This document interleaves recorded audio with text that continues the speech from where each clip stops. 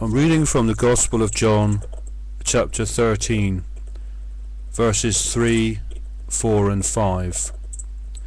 Jesus, knowing that the Father had given all things into his hands, and that he had come from God and was going to God, rose from supper and laid aside his garments, took a towel and girded himself.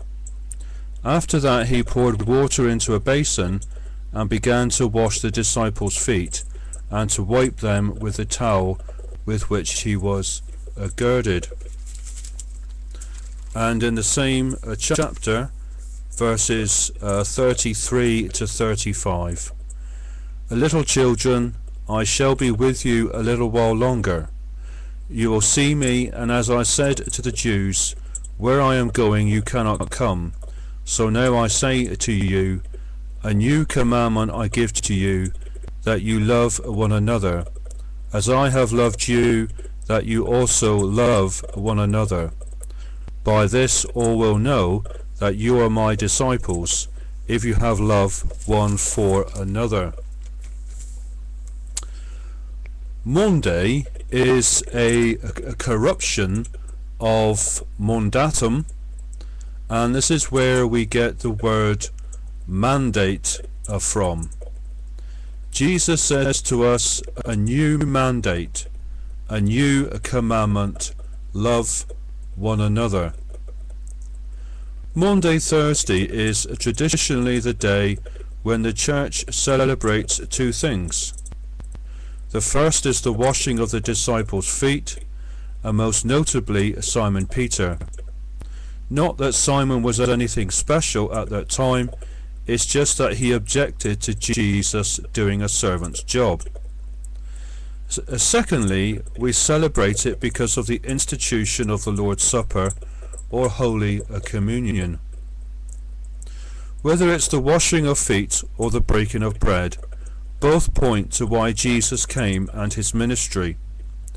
The Apostle Paul in Philippians 2 verses 7 and 8 talks of Jesus Christ as having a no reputation and taking the form of a bondservant, taking the likeness of men, humbling himself and suffering the death of the cross.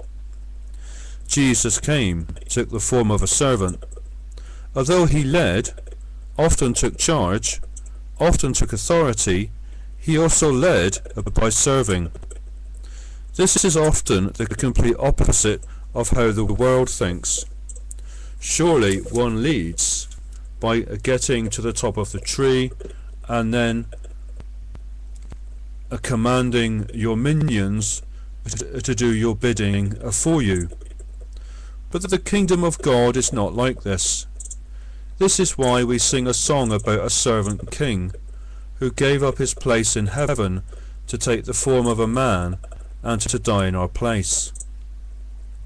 As Christians, though, how are we to live? Another question, how do we attract other people to the faith and help the church to grow? I say this because both are connected.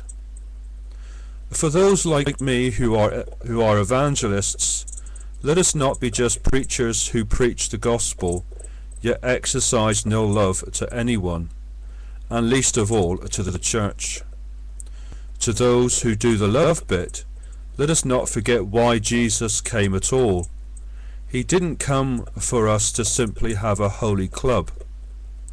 This is why at the end of Matthew's Gospel we have those words, "Go therefore and make disciples of the nations." Jesus Christ came to save that which was lost. He came to die on the cross. He also came to show us how to live. In 1 John 4 verses 7 and 8 it says this, "Beloved, let us love one another, for love is of God, and everyone who loves is born of God and knows God. He who does not love does not know God, for God is love." And John 3 verse 16 to close, "For God so loved the world that he gave his only begotten Son, that whoever believes in him shall not perish, but have everlasting life.